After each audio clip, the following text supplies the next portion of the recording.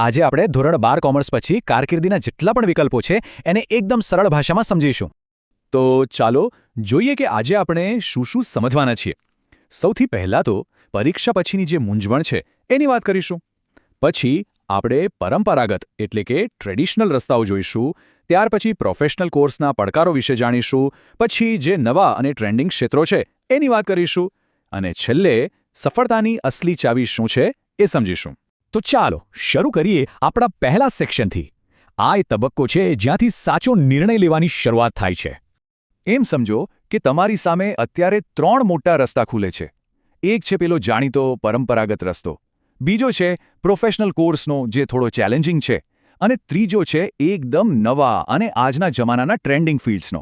ચાલો એક પછી એક બધાને સમજીએ. હવે વાત કરીએ આપણા બીજા સેક્શનની. આ એવા રસ્તાઓ છે જેને એવરગ્રીન કહી શકાય. મતલબ કે વર્ષોથી ચાલતા આવ્યા છે અને આજે પણ એટલા જ ભરોસાપાત્ર અને મજબૂત પાયો બનાવે છે. અને આ એવરગ્રીન રસ્તાઓમાં સૌથી મોટો હાઈવે એટલે આપણું BCom એટલે કે બેચલર ઓફ કોમર્સ. આ એક એવો કોર્સ છે જે તમને કોમર્સની દુનિયામાં ગમે ત્યાં લઈ જઈ શકે છે. એકદમ મજબૂત અને સેફ ઓપ્શન કહી શકાય.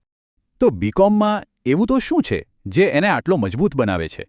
એ છે એના પાયાના વિષયો, જેમ કે એકાઉન્ટિંગ, ફાઇનાન્સ, ઇકોનોમિક્સ, બિઝનેસ લો. આ બધા સબ્જેક્ટ્સ પર જો પકડ મજબૂત થઈ ગઈ તો સમજો કે ભવિષ્ય માટે એક મજબૂત પ્લેટફોર્મ તૈયાર થઈ ગયું. પણ જો કોઈને શરૂઆતથી જ મેનેજર બનવું હોય, બિઝનેસને લીડ કરવો હોય તો એમના માટે BBA એક સારો વિકલ્પ છે.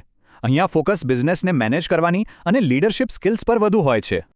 ચાલો હવે વાત કરીએ એવા રસ્તાઓની જે થોડા અઘરા છે, જેમાં ખૂબ જ મહેનત અને ડેડિકેશનની જરૂર પડે છે.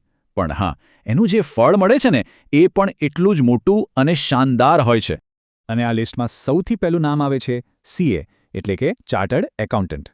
મિત્રો, આ માત્ર એક ડિગ્રી નથી, આ એક સ્ટેટસ છે, એક ઓળખ છે. પરીક્ષાઓ અઘરી હોય છે એ વાત સાચી, પણ જેને પાર કરી જાય છે ને એની વાત જ કંઈક અલગ હોય છે. તો BCom અને CA વચ્ચેનો મુખ્ય ફરક શું છે? આને આમ સમજો. BCom તમને એક મોટો પહોળો રસ્તો આપે છે જેના પરથી તમે ઘણી અલગ ગલીઓમાં જઈ શકો છો, જ્યારે CA તમને એક જ વિષયમાં જેમ કે એકાઉન્ટિંગ અને ઓડિટિંગમાં એકદમ ઊંડાણપૂર્વકનું જ્ઞાન આપે છે. એટલે કે એક તમને પહોળાઈ આપે છે તો બીજો ઊંડાઈ. CA સિવાય પણ બીજા પ્રોફેશનલ કોર્સ છે, જેમ કે CS એટલે કે કંપની સેક્રેટરી. આ લોકો કંપનીના કાયદાકીય પાલન અને ગવર્નન્સનું ધ્યાન રાખે છે. એમને તો કંપનીના કન્સાઇન્સ કીપર પણ કહેવાય છે. અને બીજો છે CMA cost and management accountant. આ લોકો ખાસ કરીને મેન્યુફેક્ચરિંગ કંપનીઓમાં પ્રોડક્ટની પડતર કિંમત અને ખર્ચને કંટ્રોલ કરવામાં એક્સપર્ટ હોય છે. તો સવાલ એ છે કે આટલી બધી મહેનત શા માટે? જવાબ સીધો છે. આ પ્રોફેશનલ કોર્સ કર્યા પછી જે કરિયર બને છે એમાં ઊંચો પગાર અને સમાજમાં એક અલગ જ માન સન્માન મળે છે.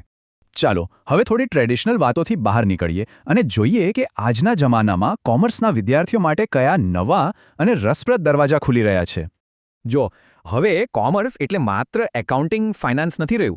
તમારી સામે ફાઇનાન્સ અને માર્કેટ તો છે જ, પણ સાથે સાથે technology, digital marketing, creative fields, કેટલા બધા ઓપ્શન્સ છે. હવે દુનિયા ઘણી મોટી થઈ ગઈ છે. આ ટેબલ પર એક નજર નાખો. જો શેરબજારમાં રસ હોય તો ફાઇનાન્શિયલ માર્કેટ્સના કોર્સ છે. જો ટેકનોલોજી ગમતી હોય તો BCA કે ડિજિટલ માર્કેટિંગ છે. અરે, ઇવેન્ટ મેનેજમેન્ટથી લઈને ડેટા એનાલિટિક્સ સુધી દરેકના ઇન્ટરેસ્ટ માટે કંઈક ને કંઈક છે. અને હવે આપણે આવી ગયા છીએ આપણા સૌથી છેલ્લા અને કદાચ સૌથી અગત્યના સેક્શન પર. ડિગ્રી તો મળી જશે, પણ સાચી સફળતા માટે બીજું શું જોઈએ? આ વાક્ય બરાબર મગજમાં બેસાડી દેજો. આજકાલ કંપનીઓ એ નથી પૂછતી કે તમારી પાસે કઈ ડિગ્રી છે, એ પૂછે છે કે તમને શું આવડે છે. તમારી પ્રેક્ટિકલ સ્કિલ જ તમને આગળ લઈ જશે. તો હવે સવાલ એ થાય કે કઈ સ્કિલ શીખવી? જો તમે કોલેજ શરૂ થવાની રાહ જોઈ રહ્યા હો તો આ ખાલી સમયમાં આ 3 વસ્તુઓ જરૂર શીખી લેજો. ટેલી, જે એકાઉન્ટિંગનું સુપરસ્ટાર સોફ્ટવેર છે. MS એક્સેલ, જે દરેક ઓફિસની જરૂરિયાત છે. અને બેઝિક કોમ્પ્યુટર સ્કિલ્સ. આટલું કરી લેશો ને તો તમે બીજાઓ કરતાં એક ડગલું આગળ રહેશો. તો છેલ્લે બસ આટલું જ વિચારવાનું છે.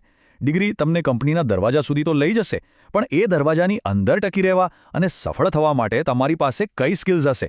માત્ર કોર્સ કયો લેવો એ નહીં, પણ કઈ સ્કિલ્સ શીખવી એના પર પણ ફોકસ કરજો. તમારી કારકિર્દી માટે ઓલ ધ બેસ્ટ.